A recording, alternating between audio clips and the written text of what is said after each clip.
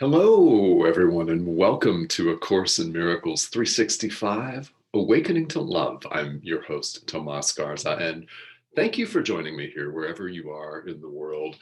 It's Sunday here in North America, so I hope that if you're here and it's Sunday, that you're having a great weekend, and if it's Monday, as in Australia, New Zealand, and the like, hopefully you're having a great Monday as well. Wherever you're from and joining us, I'm happy that you're here. We've got a lot in store for today's live stream. As you know, we're going through the workbook for students of A Course in Miracles, and we've arrived at lesson 20 today, which is significant for a number of reasons. It really is. And while we wait a minute for people to come on board and to share here, I'll just say that I always have fun doing the workbook again. This is, in fact, and I'm doing it as I go through and conduct this live stream. This will be the third time for me all the way through. Now, I hear a lot of things from a lot of people because I've led groups. I have a blog that's dedicated to the workbook for students of this course. And I started writing that 3 years ago, the first time I went through this. And I can tell you what, time number 3 is really different than the first time around. It's like watching a movie for the third time. You notice more. If it's something that you really enjoyed the first time around, then you enjoy it even more. And you've noticed different things, different plot points, different things that a character may say, different visual elements or audio elements. You'll notice different things. Same with a novel. Same with a novel. It doesn't matter if you've read it 20 times. If you're enjoying it, the 20th time is always different than the first. So I really am enjoying that. And if you're following along in this workbook for the very first time, number one, welcome. And I'm glad you're doing this with me. And I hope that you're finding these exercises helpful in some way. The workbook is very, very clear that it doesn't expect us to necessarily agree with everything. Why? Because we're so ingrained, honestly, we are. We're so ingrained in a particular way of looking at things, in a particular perspective, in other words, the perspective of this 3D world, that it's real difficult sometimes for us to admit that maybe we've got it wrong and that we want to change, yet we can feel this urgency inside of us. And if you're watching this, you feel it, most definitely.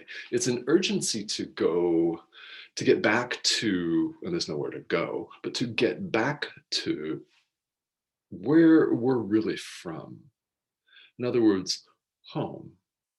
There's an urgency for us to know, I mean, really deep level know ourselves and who we are.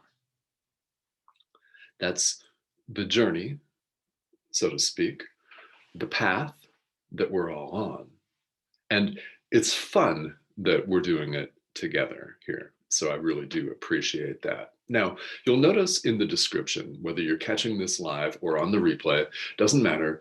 You'll notice that I said for today, for lesson 20, if there ever were a lesson here in the workbook that was worth going through line for line, it's this one. So we're going to do that. I haven't done that yet, and I don't often do that. Usually, I mean, we're we're all adults. We're all adult learners. Typically, what I like to do is just introduce the idea and talk about how that's impacted my life and some of my own experiences, with the hope that that will resonate with you in some way, that there'll be something that you can pick out, maybe learn, maybe something that reinforces something positive for you.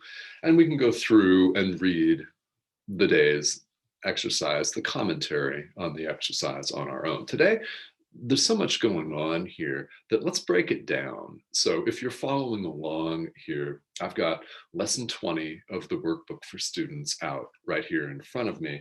And it says, I am determined to see. Yeah, I am determined to see. first sentence of the commentary states, we've been quite casual about our practice periods so far. That's for sure, right? That's for sure. And I hope that you've found that a deliberately easy integration into these exercises. That's my hope. There's been virtually no attempt, and I'm quoting again, there's been virtually no attempt to direct the time for undertaking them, being the exercises. Minimal effort has been required, and not even active cooperation and interest have been asked for. That's true. We've just been asked so far to take the lesson, apply it, just practice it, whether we're interested in it or not, whether we believe it or not, whether we actively resist it or not, whether the ego is screaming at us, which it often does, or not. Yeah. We've not lost sight of the crucial importance of the reversal of your thinking. This is the workbook talking again. The salvation of the world depends on it. Yeah. Yet you will not see if you regard yourself as being coerced, and if you give into resentment and opposition. Yeah, very, very important. The workbook starts off rather gently because we have free will. And think about your parents, for example. If your parents or a school teacher or someone told you to do something and you really didn't want to do it, and they said, just do it because I said, I mean, are you likely to do that, or were you likely to rebel? Well, I'll tell you, I didn't do anything that they told me to do in that tone. Right? I don't do coercion, and we as human beings don't do coercion either. And this is a very loving, compassionate way that Jesus recognizes, yeah, we can't really just force this down somebody. We can't be made to do something just because somebody says. Yeah. And we can't have a vision. We can't have the real nature of ourselves, of our being forced upon us.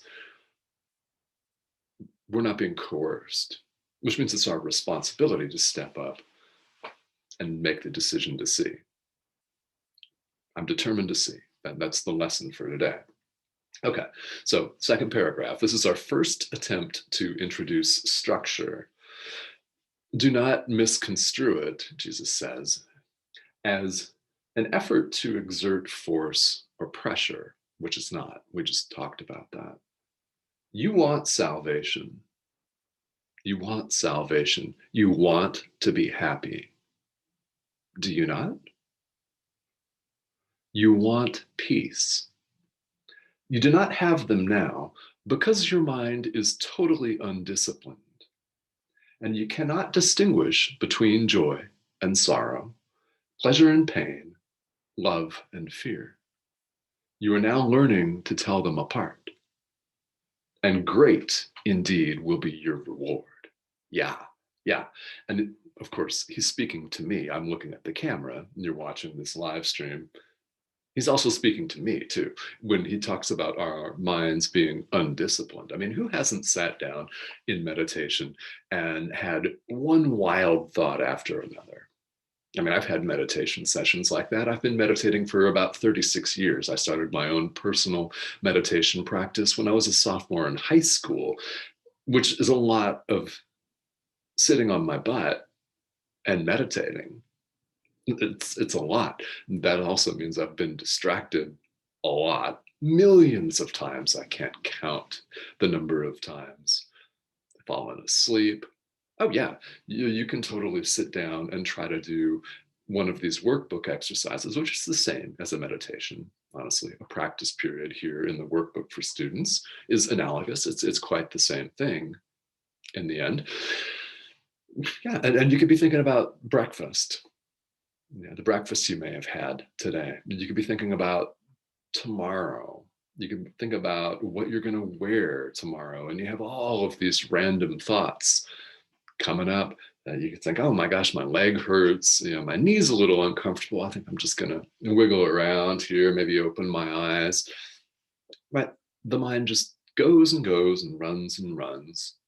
And what we're doing in meditation is disciplining the mind, not discipline as in the sense of punishment, like you've been bad. No, it's adding some structure and creating space for ourselves. That's what meditation is, by the way. It's creating space for yourself. Psychological, emotional, spiritual space. Space for what? Space to make different decisions about who you are, about what you're going to do right now in the present moment, about who you are in the world, about how you show up, how you interrelate to people, decisions that we all make every moment of every day. And we cannot be coerced into making them either. We make them. And that's why Jesus is very clear about not violating our free will. Yeah, that's a beautiful thing. So, your decision to see is all that vision requires. I'm continuing on here with what's written here in the workbook. And vision, what we're referring to as vision, is not vision with the body's eyes, right? That are essentially mirrors. And biologically, they're mirrors that see images. We actually see inside. That's the way that actually functions. And we'll talk more about that, of course, throughout this live stream. But your decision to see is all that's required, a decision right now on your part. Right? What you want is yours. Yeah, we're already spirit, we're the Son of God. What you want, peace, love, is yours. Why? Because it's who you are. It's who we all are. All right. The workbook goes on to say, do not mistake the little effort that is asked of you for an indication that our goal, the peace of God, is of little worth. Can the salvation of the world be a trivial purpose? Indeed not. And can the world be saved if you are not? God has one Son, and he is the resurrection and the life. His will is done because all power is given him in heaven and on earth. In your determination to see is vision given you. Okay, so again, we're using language that seems like it's coming out of the Bible, right? The Son of God. That's all of us. So, yeah, this is the language that is used here in A Course in Miracles. As the extension of God, we're referred to as the Son of God. And yeah, if you want to say daughter or whatever else, that's absolutely fine. Yeah, just know that this is the language that we're using here. And God has one Son, right? God is one, just love. So when God extends himself, you can't extend what you're not, right? That's not possible to extend yourself as something else other than who and what you are. We can all do this math, right? We are one with God. Yeah. So let's talk about further the exercises in lesson 20, because this is important. Moving forward from here, the practice periods are going to look differently in the workbook. So the workbook reads, the exercises for today consist in reminding yourself throughout the day that you want to see. I am determined to see. Today's idea also tacitly implies the recognition that you do not see now. Very important. The ego, of course, is going to be very, very deeply, powerfully resistant to that. Yeah, I see right now. I see myself talking online. Yeah, I see trees outside. I see the blue sky. I see the paintings behind me reflected on this screen. I see. That's what the ego wants to tell you. The ego wants to know it all, but it's completely confused and in fact doesn't know anything. So it would do anything to throw us off, to keep us distracted, to keep us from working on ourselves, honestly. Yeah. So we don't see now. We want to. We're determined to. Today's idea implies that recognition. Therefore, as you repeat the idea, you're stating that you're determined to change your present state for a better one, the one you really want. We're determined to change our present state for a better one, the one we really want. Peaceful, happy, joyful, loving, constantly, not interrupted by a fit of rage, not interrupted by pain or grief, suffering, lack, frustration. So the final paragraph tells us how we're to go about practicing this idea for today. Repeat today's idea slowly and positively at least twice an hour today, attempting to do so every half hour. Do not be distressed if you forget to do so, please. But make a real effort to remember. And the extra repetitions of the day's idea I'm determined to see should be applied to any situation, person, or event that upsets you outside of the practice periods. Well, we're going to have those occurrences today because we have them every day, don't we? You can see them differently, and you will. What you desire, you will see. Such is the real law of cause and effect as it operates in the world. Okay, so I don't usually read through the commentary verbatim, but I've done it today because there's so many important points. And this next to last sentence, what you desire, you will see. Let's emphasize will. It's not italicized, it's not bolded in this text, but I'm going to emphasize it here. What you desire, you will see. If you really deep down desire lack and frustration, what will you get but lack and frustration?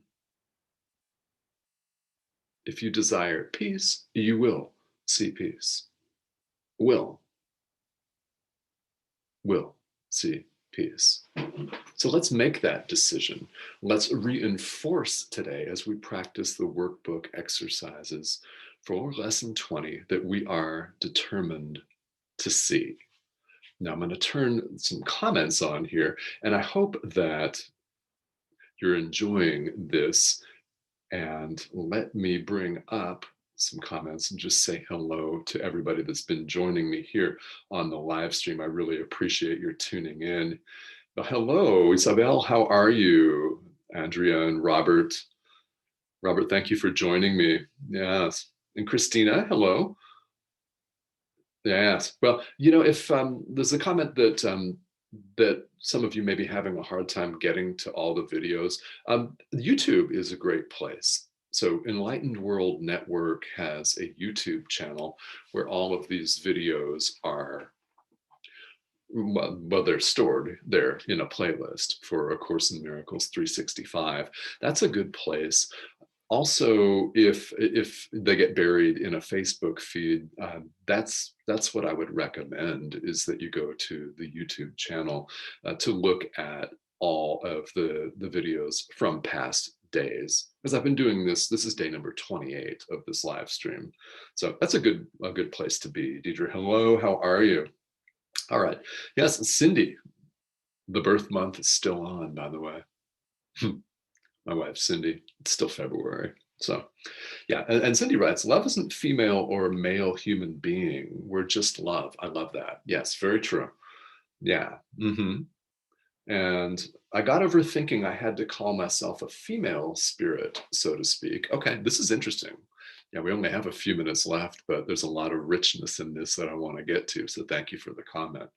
Yeah, I feel like it took away the power of my ego and my thoughts. Yes. Okay, so ultimately, what is gender? Actually, ultimately, I'm speaking from the ultimate point of view of spirit. Right? It's a term. Ultimately, guys, as spirit, we're not even what we call human beings deep down. And we're talking about the essence of who we really are. It's beyond any concept of good, bad, tall, short, middle-aged with gray hair, young, old, whatever. Those are all just words. And it's beyond any concept like gender, or species for that matter. Spirit is God is just love, one, one. So to the extent that in this world and in your life, you are empowered by certain adjectives, terms, labels like gender, then we're not saying don't keep that sense of empowerment here.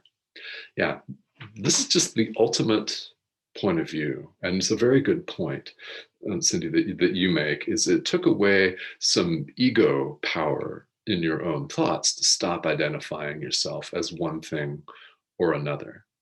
Right, because in the world, I mean, I look at myself. Okay, I'm a man. I'm male. Right, I identify myself as that. But there's no separation of any kind. A period. Period. There's no separation of any kind. So this is something that the world, of course, rejects completely. The ego rejects completely and tries to convince you to also reject completely. Yet, why do we keep hearing it again and again? Why are you here tuning into this live stream?